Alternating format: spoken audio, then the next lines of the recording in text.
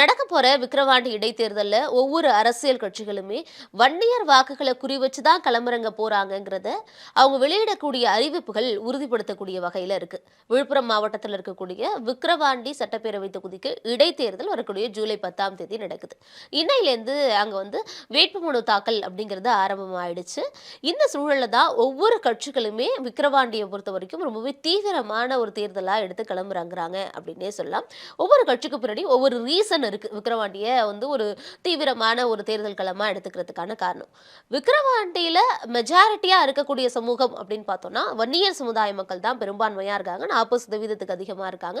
அதுக்கு அடுத்தபடியா பட்டியலின சமுதாயமும், அதுக்கப்புறம் தான் மற்ற சமுதாய மக்களும் இருக்காங்க.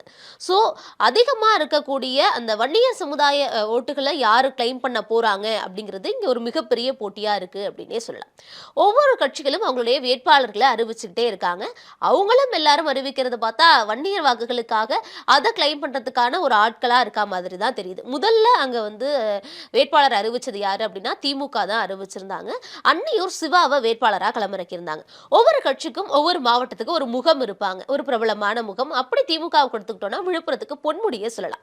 ஆனா பொன்முடியோட வளையத்துக்குள்ள இல்லாத ஒரு ஆள் அன்னியூர் சிவா. அவரை களமிறக்குனதே அந்த விழுப்புரம் வட்டாரத்துக்குள்ள ஒரு பேசு பொருளா மாறுமே, என்ன பண்ண போறாங்க, உட்கட்சி பூசல் வருமே அப்படிங்கிறப்போ அது கூடவே சேர்த்து இன்னொரு அறிவிப்பையும் வெளியிட்டிருந்தாங்க. அதுதான் விழுப்புரம் தெற்கு மாவட்ட பொறுப்பாளராக அமைச்சர் பொன்முடியோட மகன் கௌதம சிகாமணியையும் நியமிச்சாங்க.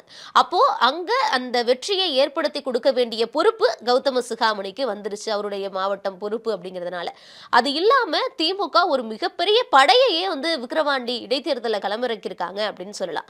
அமைச்சர் பொன்முடி, ஏவாவேலு, KN நேரு, அன்பில் மகேஷ் பொய்யாமொழி, MRKன்னு சொல்லிட்டு ஒரு 9 அமைச்சர்களை தேர்தல் பணிக்குழுவா நியமிச்சிருக்காங்க. அது இல்லாம MP ஜெகத் ரட்சகன், MLA லட்சுமணனையும் தேர்தல் பணிக்குழுல போட்டிருக்காங்க.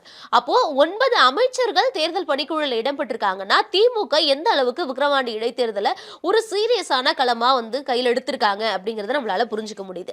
இந்த நிலையில தான் நாம் தமிழர் கட்சி அவங்க ஒரு அங்கீகரிக்கப்பட்ட மாநில கட்சியா மாறினதுக்கு பிறகு சந்திக்கக்கூடிய முதல் தேர்தல் விக்கிரவாண்டி இடைத்தேர்தல். அதனால அவங்களுமே இதை கொஞ்சம் சீரியஸா எடுத்துக்கிட்டு இருக்காங்க அப்படின்னு சொல்லலாம்.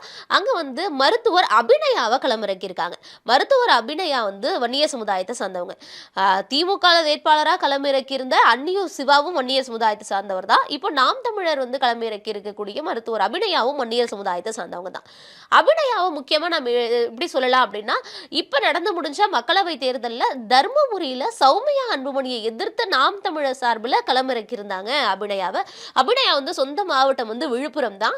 ஆனா எப்படி இப்ப விழுப்புரத்துல வன்னியர்களுக்கான வாக்குகள் அதிகமா இருக்குன்னு சொல்றோமோ அதே மாதிரி தர்மபுரியிலையும் அந்த அளவுக்கு இருந்ததுனால அங்க சௌமியா அன்புமணியை எதிர்த்து மருத்துவர் அபிநயாவை தலைமை ஒருங்கிணைப்பாளர் சீமான் களமிறக்கியிருந்தாரு. சோ இந்த முறை விக்கிரவாண்டி இடைத்தேர்தலையும் இங்க அந்த சமுதாய மக்கள் அதிகமா இருக்கு, சொந்த மாவட்டம் வேற அபிநயாவுக்கு அப்படிங்கிறதுனால மருத்துவர் அபிநயாவை மீண்டும் இடைத்தேர்தல்ல சீமான் களமிறக்கியிருக்காரு. அபிநயாவை பொறுத்த வரைக்கும் மருத்துவரா இருக்காங்க. அது இல்லாம பேச்சு போட்டிகளா இருக்கட்டும், அவங்க ஒரு தடகள வீராங்கனையா இருக்காங்க. தேசிய அளவுல விளையாட்டுகள் எல்லாம் பங்கேற்று நிறைய பதக்கங்கள் எல்லாம் வின் பண்ணி இருக்கிறதா சொல்லப்படுங்க. இந்த நிலையில பாஜகல ஒரு பெரிய குழப்பம் இருந்தது. பாமகவை நிறுத்த போறாங்களா, அமமுக வேற கேட்கிறாங்களே, இல்லனா 2 பேருக்கு வேணான்னு பாஜகவே களமிறங்குவாங்களாங்கிற ஒரு பெரிய குழப்பமும் சந்தேகமும் இருந்த சூழல்ல பாமக தான் களமிறக்க போறோம்னு அதிகாரப்பூர்வமா கூட்டணியோட தலைவரான அண்ணாமலை அறிவிச்சிட்டாரு. சோ வேட்பாளரை மட்டும் இன்னும் அறிவிக்காம இருக்காங்க. சோ பாமக அப்படிங்கும்போது நிச்சயமா அவங்களும் ஒரு வன்னியர் சமுதாய வேட்பாளர் தான் நிறுத்துவாங்க. அது மட்டும் இல்லாம அவங்களுக்கு சாதகமான தொகுதியே விழுப்புரம் தான். மிக முக்கியமான சாதகமான தொகுதிகளை விழுப்புரம் கண்டிப்பா சொந்தமான ஒரு தொகுதி விட்டு கொடுக்க மாட்டாங்க அப்படிங்கிற ஒரு நம்பிக்கை பாஜகவுக்குமே இருக்கு. அதனாலதான் மத்த கூட்டணியில் இருக்கக்கூடிய மத்த கட்சிகள் டிமாண்ட் பண்ணினாலுமே பாமகவுக்கு வெற்றி வாய்ப்புகள் அதிகமா இருக்கிறதுனால அவங்களுக்கு விட்டு கொடுத்திருக்கிறதா சொல்லப்படுது. ஏன்னா முதல் நாள் நேற்று மிகப்பெரிய அளவுல ஒரு கூட்டம் நடந்தது. பாமகவுடைய முக்கியமான நிர்வாகிகள் எல்லாமே கலந்துக்கிட்டாங்க. அப்பயே வேட்பாளர்களுக்கான தேர்வுகளுமே நடந்து முடிஞ்சதாகவும் அதுக்கு ஒரு லிஸ்ட் எடுத்திருக்காங்க. அதுல ஷார்ட் அவுட் பண்ணி யார் வேட்பாளருங்கிறதையும் பாமக கூடிய விரைவில் அறிவிப்பாங்க அப்படின்னு சொல்லப்படுது. சோ இப்ப வரைக்குமே நம்ம பார்த்தோம் அப்படின்னா திமுகல ஒரு வன்னியர் சமுதாய வேட்பாளர், நாம் தமிழர் சீமானும் வன்னியர் சமுதாய வேட்பாளராக களமிறக்கி இருக்காரு. பாமகவும் நிச்சயமா வன்னியர் சமுதாய வேட்பாளர் தான் களமிறக்குவாங்க.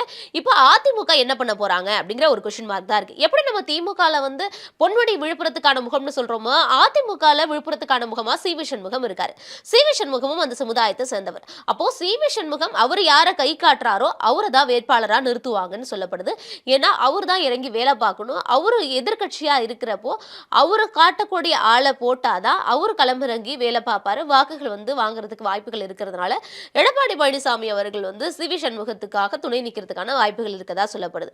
ஸோ அவங்களும் வன்னியர் சமுதாய ஒரு வேட்பாளரையே நிறுத்துனாங்கன்னா எல்லாருமே வன்னியர் வாக்குகளை கிளைம் பண்றதுக்கு நிறைய வாய்ப்புகள் இருக்கு. ஆனா இதே நேரத்துல அந்த வாக்குகள் பிரியவும் செய்யும். ஏன்னா 4 வேட்பாளருமே வன்னியர் சமுதாயத்தை சேர்ந்தவங்களா இருக்கிறப்போ யாருக்கு ஓட்டு போட போறாங்க வன்னியர் சமுதாய மக்கள் அப்படின்னு வன்னியர் வாக்குகள் சிதற வாய்ப்பு இருக்கு. அது இல்லாம அடுத்த கட்டத்துல இருக்கக்கூடிய பட்டியலின சமுதாய மக்களுடைய வாக்குகளை யாரு கிளைம் பண்ண போறா, அது இல்லாம பிற சமுதாய வாக்குகளை யார் எடுக்க போறா. சோ அந்த 2 பேரை வச்சுதான் விக்கிரவாண்டியில யார் வின் பண்ண போறா அப்படிங்கிறது தெரியும். சோ வன்னியர் சமுதாய மக்கள் இல்லாம அதுக்கப்புறமா இருக்கக்கூடிய பட்டியலின சமுதாயம், அதுக்கு மற்ற சமுதாயத்தை சேர்ந்தவங்க, இவங்க எல்லாருடைய வாக்குகளை யாரு கிளைம் பண்ண போறா அப்படிங்கறத பொறுத்து தான் விக்கிரவாண்டியோட தேர்தல் முடிவுகள்ங்கிறது அமையும்.